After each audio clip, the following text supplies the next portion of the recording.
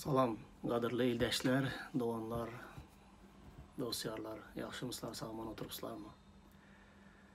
Bugünkü gepleşimde men siz bilen dünyadaki şu gece gündüzde bolup geçen zatlar var da biraz gurur etmek istemen. Dünyanın yağdayını, tezelikleri hemmenizler göre dansılar. Mukaddes kitapta dünyanın sonu var da yazılan zatlar var. Millet millete, padişalık padişalığa karşı göreşer deyip de şu zatların yerine yetiyenini görüp oturupmuz hemmemiz gözlerimiz bilen tezeliklerde millet millete karşı, padişalık padişalığa karşı bir topar buntlar, bir topar negilelikler, bir topar protestler hemme yerde daş dövrekte bolup geçenini görüp oturupsuzlar. Bolyan protestler, bolyan buntlar, negilelikler ne doğru mu deyseniz yok, hemmesi ne doğru değil. Ama hemme kim bir esas bilen bunu ediyor, adamlar adaletlik talep ediyorlar. Şunun için bugünkü gepleşimizi adaletlik uğrunda göreşmek deyip adlandıracakman. Adaletlik uğrunda göreşmek. Adaletlik neme, Hudayın sözü bu arada neme diye birazcık size Hudayın sözünden fikirler vermek isteyen, Hudayın padişalığının düzgünleri bilen bu yeryüzündeki adaletlik düşüncesini özünüz deneştirip, barlaştırıp görersiz deyip ve netice çıkararız imanlılara hükmünde deyip umid ediyen. Görüyeniz yani yakında adaletlik deyip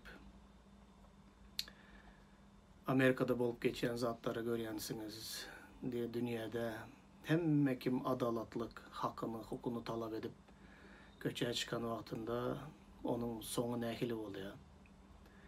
Hemme kim bu adaletsiz dünyada adaletliği talep etmek bilen adaletliğe yetip biliyemi ve yetiyen adaletliğinin neticesi neme oluyor. Şu varada gurrun edeli. Hazır Amerika'da bir ak poliseyski bir kara adamı basıp boğup öldüren yalı öldürdü. Videosunu gören vakti şun yalı yüreğim yaman kıyın yağdaya geldi. Demalık bilem yok deyip onun ayağının aşağında oturup yalvarıp ağla oturuyor yankı kara adam. Ama hissat bolman yalı elini kistesine sokup onu boğup öldüren yalı ayağının aslında boğup öldürdü. Ve bu hakikaten adamzada edilen en büyük bir nedoğurluk, necizlik deysem bolya, bir rehimlik. O adam eğer hakikaten günahkar olsa, sağdın olsa, kellesi işleyen olsa, onda onu hükman cezasını almalı ol eden işi için. Eğer o kellesinde bir keseli var olsa, kellesi işlemeyen, kellesi bozuk yağdayda olsa, onda ol yerde işlemeli hem de polis olup, polise de işlep adamı necizlik bilen öldürmekle özü hakikaten hüküm edilmeli bir zat. Ama onun izinden bolup geçen zatlara seyredin.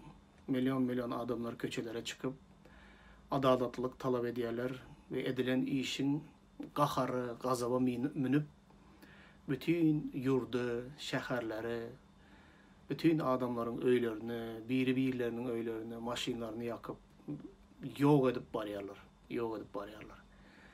Bu adaletliği talep etmek bilen ondan son yurdu yıkıp olandan son, şehirleri yıkıp olandan son ahli işleyen zatları işlemeyen yağdaya derbi dağın edip ondan son nehli yaşayacak. Bu mu adaletliği için göreşmenin yolu? Ya da bir yurtta kazı vardır, sudya vardır, derinecek adamlar vardır, hükümet vardır. Bunlar bunu kanun esasında bu adama verilmeli, cezasını vermeli mi? Şunun için adalet talep eden vaktinde adamlar köplenç kahar gazaba minip adalet talep ediyorlar ve onun neticesinde ahli zadı yıkıp yumuryalar. Ondan son yüreği soğuya adalete yettik deyip özleri belki hasaplap bilyendirler. Ama adaleti göreşip bunu kazandık diyenden sonku bolup geçen zatlar önküsünden has beter bolmağı, bolyandygyny görüp barýas. Şoň üçin adalatlyk üçin göreşmeli diýen wagtynda näme zatlar kelläňize gelýär? Biz imanlılar mukaddes kitapda nähili misallar görýäs. Mukaddes kitabyň sözlerine ünüs bereliň. Bu dünýäde adalatlyk üçin göreşmeklik diýen bir zat düşünje barmy mukaddes kitapda? Eger bar bolýan bolsa nähili bir düşünje? Nädip adalatlyk üçin göreşmeli? Umuman adalatlyk üçin biz göreşmelimi? Mukaddes kitabyň sözleri meni gat hayran galdyrýar. Bu dünýäniň düşünjesine tam ters gelýän düşünjeler bar. Yadıma düşýän yer Gelip Çıkış kitabında 34. ayatyň 1-nji 31-nji ayatlary şol ýerdäki bolan bir waka ünüsüňizi çekmek isleýän doganlar. Bu Yakubyň oğulları, gyzlary çatmalarda yaşap ýören wagtlarında olaryň ýakynynda bir ýene-de bir olar değişti bolmadyk başga bir milletler, kiçi milletler çatmalarda yaşap ýören bir milletler bilen arasyndaky dawa jenjel şeýle bolýar. Muňa gelin ünüs bereliň-de bu barada oýlanalyň. Ve men häzir bütün teksti okajak däl 31 ayat gaty uly wagt alar. Meni bolup bildigiçe bu gepleşigimizi gyska etjek bolýan. Şonuň üçin gelin häzir bilelikde bu bolup geçen wakany bilelikde men gyskaça esasy yerlerini size gurrun berip geçeyin. Ondan soň özüňiz muny 34. bab Gelip Çıkış kitabynyň 1-nji 31-nji ayatlaryny özüňiz okaň. Yakubyň oğullarynyň içinde Dina atly bir gyzy bolýar. Dina atly gyzy goňşy çadyrda ýaşaýan bir milletiň gyzlary bilen görüşmäge gidýär. Şol giden ýerde şol milletiň başı bolan, ýani serkerdesi bolan Hamor diýe adyna. Hamor diýen bir adamyň Şekem diýen oğlu bolýar. Şekem diýen oğlu ýanky Yakubyň Dina atly gyzyny gowy görýärde we onu zorlap özüne onun bilen bolmaly däl zady edýär ve zorlap gyzy maskara edýär diýär. Ama şol bir hatarda ýanky Şekem diýen Hamoryň oğlu Yakubyň Dina atly gyzyna öler ýaly aşyk bolýar. Gowy görüp onu onun bilen ýatýar. Ondan soň bu habar Yakuba gelip ýetýär. Gyzyny şeýle maskaralapdyr, goňşy çadyrda ýaşaýan milletleriň biri. Yakub bu habary eşidenden soň elbetde gahara gelýär, öz gyzyny bozan atanyň nähili gahara gelişi ýaly. Emma oğulları meydandan awdan gelene çenle ol hiç zat diýmeýär. Ondan soň bütün oğulları gelenden soň Yakup ýanky gyzy bilen, olaryň dogany bilen bolan zady olara doganlaryna, erkek doganlaryna gürrün berýär. Ve bütün erkek doganları diýe, ählisi diýe bu habary eşidip gazap donuny giydiler. Hakykatdan hem Yakubyň gyzyna bolan ona edilen zat, onun erkek doganlaryň namusyna değýär. Olar gazap donuny giyýärler, araljak, gaharly ve hemmesi eline kılıç alıp söweşmäge taýýar bolup durýarlar. Ondan soň ýanky Şekem diýen ýanky gyzy bozan oğlan atasynyň ýanyna baryp ýalbarýar Hamora. Gitde Yakup bilen gürleş, men olaryň gyzyny gowy görýän, men öýlenjek, yaraşyk ıglan edeli diýip. Soň Hamor gelýär Yakubyň ýanyna. Ýalbaryp, boynu burup gelýär. Şeýle bolmalysy, däl işler bolupdyr, gel yaraşaly. Garyndaşlyk ıglan edeli, biri-birimiz bilen barışaly, gelişeli, gyz alyp gyz berişeli. Bir millet şekilde ýaşaly sebäbi meniň oglum seniň gyzyň gowy görýär. Hamor ýanky atly awraýly adam öz tire taýpasynyň içinde. Onun oğlu Şekem de uly hormata eýe bolan adam ve bütün olaryň tire taýpasy olaryň sözüne kulak asýar. Şeýdip olar Yakup bilen garyndaşlyk, yaraşyk üçin boynu burup gelýärler. Edil bizim döwrümizde Kız alınıp kaçılsa, ondan sonra kızın ene atası boynu borup, kızın erkekin giyevin ene atası boynu borup kızın öyüne yaraşık sorap geliyerler. Ve neme etse de, neme deyse de, söylese de, kayese de, hatta ursa da tayyar olup geliyerler. Dine yaraşığı almak için. Yaraşık alınsa, onda olar öylener, toy tutarlar ve karındaşlık, odaçılık, mün yılçılık şeyle devam ediyor. Eğer yaraşılmasa, onda ulu dava, cencel, bir topar bolmalı del zatlar, yaxşı del zatlar bolya. Bu yerde de şeyle zadı görüyoruz. Hamur, Yakup'un yanına yalvarıp geliyor, şeyle Yakup hem neme etçeğini bilmeye. Ama Yakup'un oğulları hakikattan hem gahar gazap donunu giyen namusuna degilen yalı özünü duyan oğulları yankı Hamor'a şeyle diye. Yok biz siz bilen qarındaşlık edip bilmeyiz. Biz sizin bilen bir millet olup yaşap bilmeyiz. Sebebi bizim hemmemiz sünnetlenen Yevrey halkı, Yakup'un oğulları, İbrahim'in ağıtıkları, biz hemmemiz sünnetlenen ama sizin tire taypanız hiç kaysı sünnetlenen değildir diye. Eğer siz sünnetlenip bizimki alıp olsanız, onda biz sizin bilen qarındaşlık yaraşık ederiz ve qarındaşlıkta bilelikte yaşarız deyip şeyle mekirlik bilen oları ırıya. Serden hayran kaldıran zadı. Hamor ve onun oğlu Şekem ve bütün onun tire taypası bunların bu istegine kabul ediyorlar. Kabul ediyorlar ve onlar izlerine dönüp bütün erkekleri ulu deymen, kiçi deymen, əhlisi bir vaktin özünde sünnetleniyorlar. Dine Yakup bilen yaraşık emele getirmek için ve Yakup'un oğulları bilen, Yakup'un nesli bilen bir maşkala bolup yaraşıp yaşamak için onlar ehli erkeklerini sünnetleyerler. Bular sünnetlenende entek yankı sünnetliliğin ağrısı, ızası geçmenke şol günlerin içinde Yakup'un oğullarının içinde Şimgon bilen Levi has qaharı minen oğulları onlar ne mediyerler?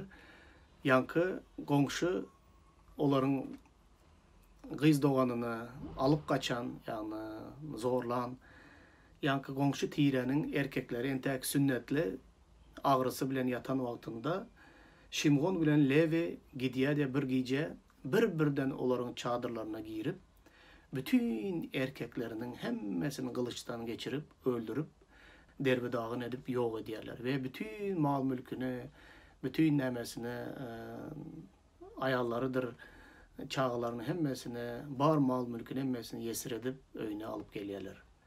Ondan son Yakup, Şimgon bilen Leve, siz bu yurdun ilatı bolan kenganlıdır, perizleri bana düşman edip başımı bela soktunuz. Biz azlık ediyendiriz. Olur bizi karşı baş götürüp beni bütün hocalığım bilen birlikte qırğına bererler deydi. Oğulları Yakup'a uyamızı loğlu hükmünde qaralmağına yol berip bolmaz ahırın deydiler. Yine seredin bolup geçen zada. Adalatlığı, ağır almağı, yani iki sanı oğlu qahar qazaba minip beylek oğulları köşeştiler. Bolya indi bolan zat bolandır. Durmuş kursunlar, yaşasınlar. Yaraşık bizim şertlerimizi kabul ettiler. Hemmesi sünnetlendi. Indi bizim bir halkımızın bir bölegi bolsun deyip onlar köşeştiler. Yakup'un özü de bu teklifi kabul edenler için o da köşeşti. Atası bolup. Ama iki sanı oğlu menmenlige, öz qaharına yengildiler de qahar gazap bilen adalatlığı, doğruluğu talep ettiler. Ağır alacak oldular. Bizim namusumuza değdiler deyip gittiler de bütün tire taypanı baştan ayak kırdılar. Neticede Yakup diye, siz diye bular kenganlı perizler, daş öğretteki beyleki milletler bunu hükman eşiderler. Ve onlar diye bana karşı düşman olurlar, benim başıma bela getirdiniz diye. Şimdi bu yerde yaşamak kıyın olar. Bizim sürekli izi giderle üstümüze çozup bu halkların arasında yaşamak bize kıyın olar diye. Ama oğulları uyamızı diye oğlu hükmünde qaralamağına yol berip bolmaz. Näme bolsa şol bolsun, emma biz adalatlygy talap etdik. Qahar gazap bilen araldık diýerler. Şey dip özüne aklaýarlar. Ine bolup geçen zat. Adalatlyk talap ettiler, adalatlyk üçin göreşdiler. Neticede hemme zat parahatlyk bilen çözüljek bolup duran yerinde, hatta çözülen yerinde de yine de öz qahar gazabyna yeňilip, öz qahar gazabyny içinde araljak bolup gittiler ve etmeli işini, göwnüne öteren işini ettiler. Ve neticede şeyle ulu kan döküldü, şeyle ulu düşmançılık emele geldi ve soňky ýagdaý gaty kyn boldu. Ine adalatlyk üçin göreşmek diýende qahar gazap bilen, aralmak bilen adalatlygy yerine goýjak bolup bize ulu problemalar yüze çıkarıp bilýäris. Soňunda meni hayran galdyrýan zat Yakup gelip çıkış kitabynyň 49. ayat 5. 49. babyň 5. 7. ayatlarında Yakup oğullarına üstünden peygamberlik edýär. Şo peygamberlik eden wagtynda ýa-ki Şimgon bilen Lewe serdiň nämeler diýär. Ýa-ki oğullarına her birini aýratyn peygamberlik eden wagtynda şol qahar gazaba minip bütün milleti qıran iki oğlunu serdiň şeýle diýär Yakup. Şimgon we Levi dogandyr bular. Kılıçlarını zalimlik etmek üçün ulanyandır olar. Gatnaşmayın men olaryň geňeşine asla. Koşulmayın men olaryň toparına. Çünkü gaharyna adamları kırdılar. Olar keypi hondukta öküzleri mayıp mücürüp ettiler olar. Nälet olsun olaryň gahar gazaplarına. Çünkü bu zalimlikdir.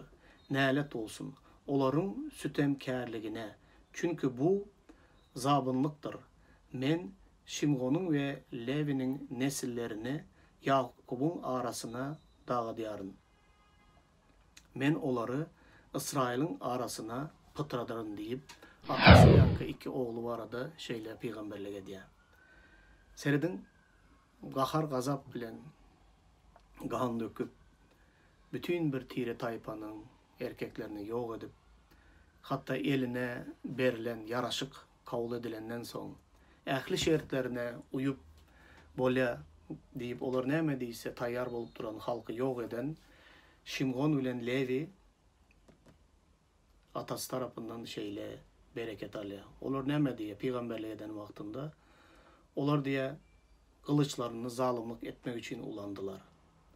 Men gatnaşmaryn men olaryň geňeşine diýe Yakup diýär. Olaryň toparına garşmaryn. Çünkü olar gaharynda adamları kırdılar ve hatta ýa-ki öldüren tiri taýpalarynyň öküzlerini de kılıç bilen maýyp etdiler diýe kesip. Ve olary dargadaryn diýe Yakup'un oğulları arasında. İsrail arasında olary pıtradaryn diýip şeýle peygamberlik edýär. Doganlar näme üçin beýleki doganlary parahatlyk bilen munyň çözülýändigine kabul ettiler. Emma Yakup'un iki sany oğlu arasında menmenlikden dolu, gahardan dolu, öz gaharyna yeňildiler de gahary bilen olaryň adalatly diýip hasaplanjadyny ettiler. Şonuň üçin adalat üçin göreşmek diýen wagtynda bu adalatsız, bu yalançy dünýede adalat diýmek näme diýmek? Hudaýyň adalatlygy näme? Adamzadyň adalatlygy näme? Bu ayatlar, doganlar bizim hem durmuşumuzda köp zatlara öwredýär. Adam haçanda özümüze haksızlık edilen wagty, kimdir biri bizi äskermezlik etse, ya kimdir biri bizim namusumuza değse, ya kimdir biri bizim hakkımızı iyse, ya kimdir biri bizim gepimizi etse, doganlar bir topar qahar gazaba minen wagtymyzda biz şol wagtynda adalatlyk üçin göreşýäs, adalatlyk talap edýäs, dogrulyk talap edýäs. Ondan soňra öz gaharymyzyň içinde özümüzün sayılan adalatlığımızı yerine getirmek isteyeceğiz. Şol gaharımız gelen wagtynda, gahar donunu giyen wagtymız biz hiç açan Hudaýyň adalatlığını, Hudaýa tawşyryp bu ýagdaýy. Hudaý bu ýagdaýy nähili çözerkä diýip ona garaşmagy hiç ow görmeýäris. Hatta şu gaharyň gelip duran wagtynda kimdir biri sana adalatsyzlyk eden wagtynda sana Hudaýa tapşyr bolýan zady diýse, Hudaýa tapşyr diýilen wagtynda da gaharyň gelýär. Näme üçin? Hamala Hudaýa tapşyrsaň, Hudaý senin etjek adalatlygyňdan yumşakrak bir adalatlyk etjek ýaly. Ya da Hudaý muny merhamet bilen, söýgü bilen etjek, emma onuň Hudaýyň etjek adalatlygy senin göwnüňden turmaýar. Şonuň üçin sen öz gahar gazabyňda özüň adalatlyk üçin göreşjek. Aslında adalatlygyň senin gahar gazabyňy nämeden de köşeşer. Şu gahar gazabyny köşeştirjek bolup hereket edýän. Ve neticede de bir topar nädogry zatlary edýän. Adalatlygy yerine getirdim diýip barha ýagdaý garaşdyryp, barha ýagdaýy bulaşdyryp, barha dikeltmesi kyn bolan bir ýagdaýa getirip bolýady onlar. Şonuň üçin häzir milletler arasında, tiri taypalar arasında, padşalyklar arasında nägilelikler, bir topar problemalar bar. Çünkü bu dünya problemalı, bu dünyada problema hiç açan bitmez. Her kim özü üçin adalatlyk talap eden wagtynda, gahar gazaba minip adalatlyk talap eden wagtynda adamzadyň göreşýän adalatlygy, söweşýän adalatlygynyň hemişe getirýän netijesine ünüs beriň doganlar. Ama Hudaýyň edýän adalatlygy, o dünyada bolsun, bu dünyada bolsun, Hudaýyň edýän adalatlygynyň soňy hemişe parahatlyk, dynçlyk, barışyk, yaraşyk bolup durýar. Ama biz köplenç öz gahar gazabymyza ýeňilýäs. Men muny hiç açan ýeňilmedim diýmeýän doganlar. Menem adalatlyk, dogrulyk talap etjek diýip gahar gazabyma ýeňilen yerlerim boldy durmuşumda. Umydy men bilýän siziň hem durmuşuňyzda beýle zatlar bolandyr. Şu gaharyň gelip duran wagtynda kimdir birine, sana garşy nädogrulyk eden kimdir birine gaharyň gelip duran wagtynda Hudaýa tapşyr diýilse, gaýtan gaharyň gelen wagtlaryny ýadyňa sal. Beýle zatlar bolýar. Öz güýjüňe ya öz gaharyňa bil baglap bir adalatlyk gazandym diýip barha beter zatlary ortağa çıkarıp bilýän. Doganlar, geliňler ýene de bir näçe ayatlara ünüs bereliň we görüňümizde dowam etdirelim. Mattanyň hoş habary 5-nji babda 38-42-nji ayatlar. Siz göz ornuna göz, diş ornuna diş diýileni eşidensiňiz. Emma men size diýärim, yaramaz adama karşı durma, senin sağ ýagaňa urana, beýleki ýagaňynda tut. Senin bilen dawalaşyp, köýneğini aljak bolýana donuňa da ber. Kim seni özü bilen bir menzil yol yöremäge mecbur etse, sen onun bilen 2 menzil yol yöre. Dilek salana ber, karz dileýänden yüzüňi öwürme.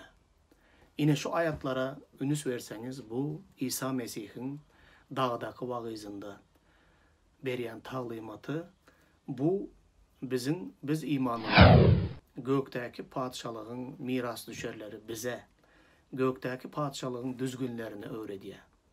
Bu dünyada yaşayan biz adamlar bu ayatlar boyunca yaşamalı. Eğer bu ayatlar boyunca jikmejik her haýsy barada häzir gürrüň etsem, onda bu dünyada nähili adalatlygy üçin göreşip bilýäs. Adalatlyk özün näme? Adalatlyk üçin göreşmelimi, ýokmu? Bu size has, aydın ve açık bolar diýip umid edýän. Seredin. Göz ornuna göz, diş ornuna diş diýileni eşidensiňiz. Bu Musanyň kanununda bar zat. Göz ornuna göz olsa, ol ýa adalatlyk bolýar. Kimdir biri seni urup gözüňi çıkarsa, sen hem onun gözüni çıkarsan, ya kimdir biri urup senin dişini dögen olsa, sen hem onun urup dişini dögsen, onda adalatlyk bolýar. Sen ettin, sana da edilen zadyň gaýtarylyp edildi. Onda bu dünya muňa adalatlyk diýilýär. Emma men size diýärim. Yaramaz adama karşı durma. senin sağ yanağına urana beyleki yanağını da tut. Biri senin bir taraf sağ tarafına bir şarpık ursa sen beyleki tarafını hem tut diye.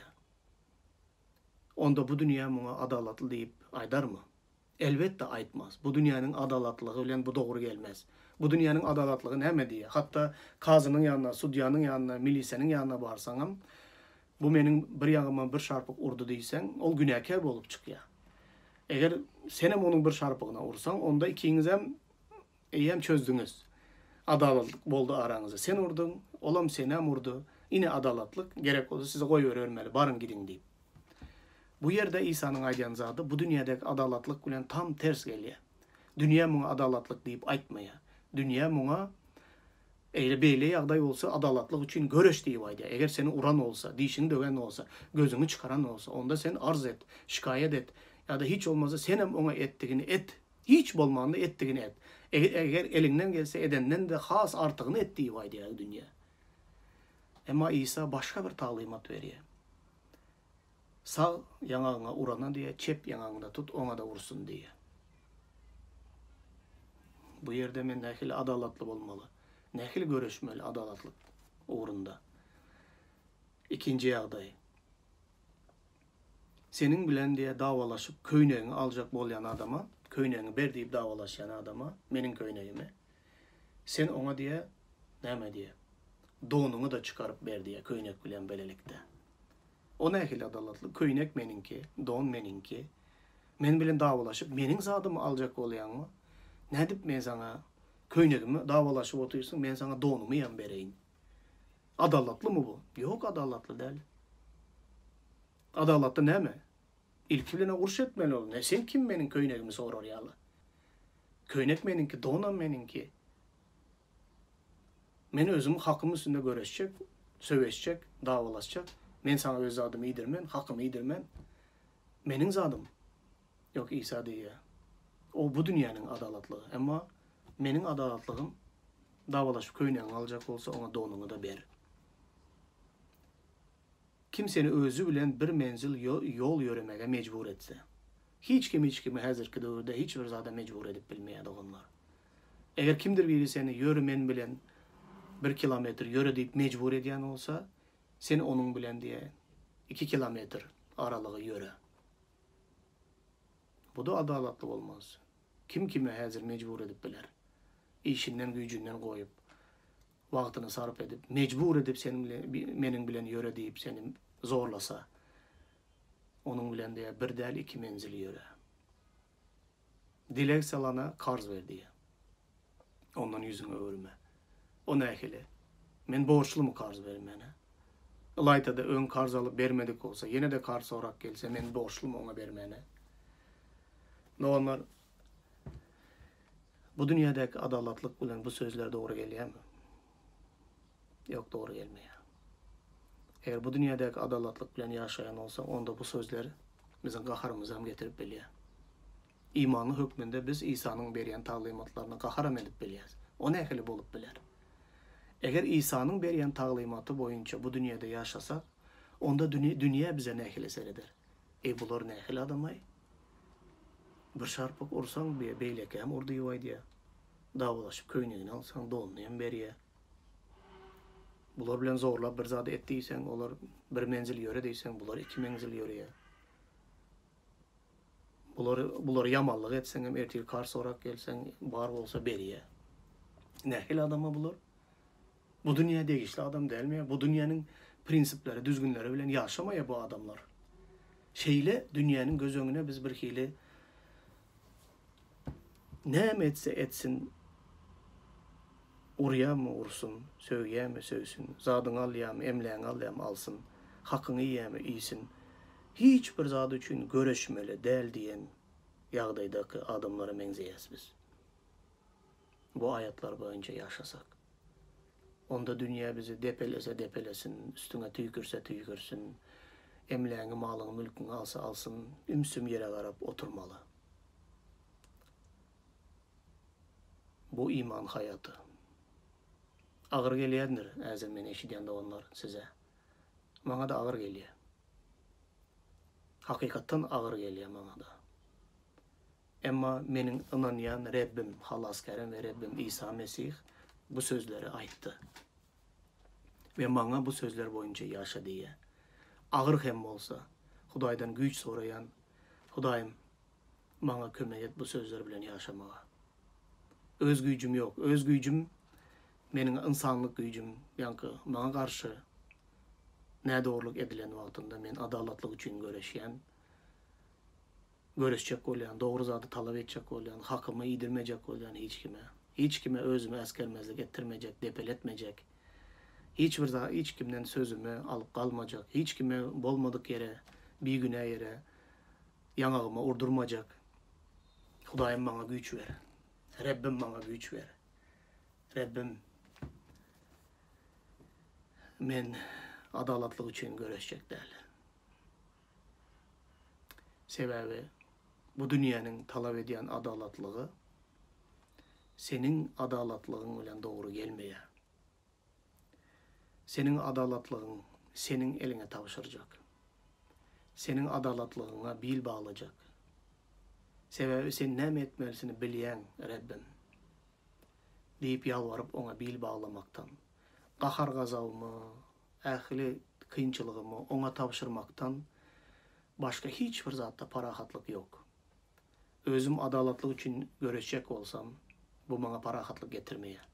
Özüm bana karşı günah edenlerden aralacak olsam, onlardan doğruluk talep edecek olsam, onda men parahatlık tapmayan. Ama Hudaya tavşıran vaktimde yüreğim hakikattan parahatlık tapıyor. Yankı Yakub'un oğulları yalı öz kahar gazalmay yenilmek istemeyen. Sonunda da atasından bereket almağın deregine görün nehili neletler onların üstünde kaldı. Çünkü onlar kahar gazavına yenildiler. Kahar gazavını adalatlık için, doğruluk için, namusu için, namusunu temizlemek için yüzlerce adamın kanına döktüler. Köşeşendirler. O beyleki de onların içine gördünüz mü? Biz maskaraçılığı aradan ayrıldık, araldık. Nememizin, maşgalamızın mertebesini korudık. Namusunu koruduk deyip önendir beyleki de onların arasında. Ama sonuna gelen vaktinde Yakup'un üstü bilen Huday tarafından onlar bereket almadılar. Nalet aldılar. Seredin yine de devam ettiriyen. 1. Petrus 3. bab 9. Yamanlığa yamanlık, sögünce sögünç bilen kaytarğı vermeyin. Tersine alkış bilen cevap verin. Sebepsiz şunun yağlı yaşamağa çağırlansınız. Yine de Rimliler 12. bab 19-21. ayetler. Ey ezizlerim, özünüz ağır alacak bolmağın. Bunu Hudaya tavşırın. Sebebi Reb öç meninkidir, cezalandıracak mendirin diye. Gaytan mukaddes yazgılarda yazılanları berca edin. Düşmanın aç olsa ona nan ver, susan olsa su ver, şonda onun başına köz koyarsın. Yamanlık senden üstün gelmesin, tersine yaxşılık edip yamanlıktan üstün bol. Doğanlar bize kıyın olan zat büyük iman talep ediyaz, dileyez Hudaydan. İmanımı arttır, iman ver deyip Hudaydan iman dileyez. Nehli zatlara iman dileyez. Ey hastaların üstüne elim koysam şifa tapsın. Cınları kovmağa ıhtiyar ver. Dağı butaydan butaya göçürer yalı iman ver. Neme dilesem Huday dileklerimi yerine yeter yalı iman ver. Emma men hazır pes gönüllük bilen hiç kimden üstün bolanlığımı aytmayan da onlar. Bana da bu ayetler kıyın geliyor. Ama bu ayetlara göre yaşamak için büyük iman soramalı değil mi biz? Bu ayetleri yerine getirip yaşamak için bu dünyada dünyanın talep edilen adalatlığının uğrunda görüşüp söveşmezlik için bana güç ver ve iman ver Hudayım. Hava, öz boluşlu adalatsızlıklar yeterlik bu dünyada. Sebebi dünyanın özü adalatsız ve günah düşen günah batan bir dünya. Bu dünyada yalancı dünya diyenler doğru zat yok. Elbette adalatsızlık var. Kişinin hakkını yemeklik var. Ecizi ezyenler var. Dünya şeyle kurulan sebebi güneyde yaşayan dünya. Bu dünyada adalatlık için görüşecek deyip gahar gazabına yenilip sonundan Huday tarafından nalet alıp yaşamaklık bu bizim için değerli olanlar. Biz bu kıyın yağdaylarda Hudaya inanmalı. Hudaya inanmalı doğanlar dine yankı aydan büyük zatlarımı dilemekte Hudaya inanmalı değil. Hudaya şu ayetleri yerine getirip yaşamak için inanmalı. Bil bağlamalı. Ne mezada bil bağlamalı? Serdin şeyle diye. Sebebi Rab ölçmeninkidir. Cezalandıracak mendirin diye. Bize karşı edilen adalatsızlık olsun, ne doğruluk olsun, bizim hakkımızı yenen olsunlar, bizi eskermezlik eden olsunlar, bizi uran söven olsunlar, hakkımızı alan olsunlar, malımıza, mülkümüze el koyan olsunlar, neme eden olsalarım, Hudayın ölç alacaklığına ve gerekli adımları Hudayın cezalacaklığına inanıp biliyesmi. İnanıp bilen olsa onda özün qahar gazabı besetmeli, qahar gazabı yok demeli, qahar gazabı toğtadıp, dine Hudaya saldım, Huday biliye, koy Huday menin için özü gürleşsin, bu yağdayı Hudayın eline tavşıracak deyip, qaytam düşmanlarına aç olsa naharlap, susan olsa su verip, şeyle edip, yamanlığı, yaşlılık bilen, yengmek bilen meşgullansak, onda bizim büyük imanımızın varlığıdır bu doğanlar. Huday söz veriyor. Edil şu yağdaylarda, qaharın gelip duran vaxtında, adalatı talep edecek bolup duran vaxtında, namusunu temizleyecek olup, sana karşı edilen yamanlık bilen ceza verecek bolup duran vaxtında, doğruluk, adalatlık için kılıcını çıkaran vaxtında, yine de kılıcını diye yerine koy, mana bil bağla diye, mana tavşır diye. Eğer şu yağdayda Hudaya inanıp bilmesek, onda Hudaya başka hiçbir yerde de bil bağlayıp bilmeyiz de onlar. Hudaya bil bağlasak, onun adalatlığı, onun doğruluğu, hemişe parahatlık, barışık, katnaşık, doğruluk ve bizim için de katkı oluyor Hudayın adalatlığı. Doğanlar bunu etmek için bize ulu iman gerek. Yakup'un beylek oğulları, Yankı Qaharaminin oğullarından beylekleri, Şimgon ve Levi'den başkaları, okak görün, şol babda, 49. babda, ehli oğulları için peygamberlik ediye, beylekler için qoğu peygamberlikler ediye, ama ol ikisi için değil. Aslında onlar doğanların içinde geroyalı olup göründüler. Ağralıcı, qorayıcı, hiç kime namusuna değdirmeyecek adamlar yalı göründüler doğanlarının içinde. Ama Huday bu yağdaya başkaça seyretti. Bizim şeyle olup bilez doğanlar. Gücümüze, qaharımıza dayanıp, beyleklerin önünde kahraman yalı olup görünecek olayız. Ama Huday tarafından nehletlenip biliyoruz. Şunun için doğanlar, özüm için de, sizin için de, ağır günlerde, kıyın günlerde, adalet için görüşecek deyip ulu yanlışlıklar etmenler. Hudaya bil bağlalım. Huday adalatı berca etsin, berkarar etsin. Hudayın adalatlığı, yaşayış, parahatlık, dıyınçlık getirsin, barışık getirsin. Ve biz onu bil bağlap, köşeşip bilele, içimizdeki yanıp duran odu, yine de qahar gazap bilen onun üstüne odu östüryen benzin koymalı. Ot hemişe su bilen öçeyendir.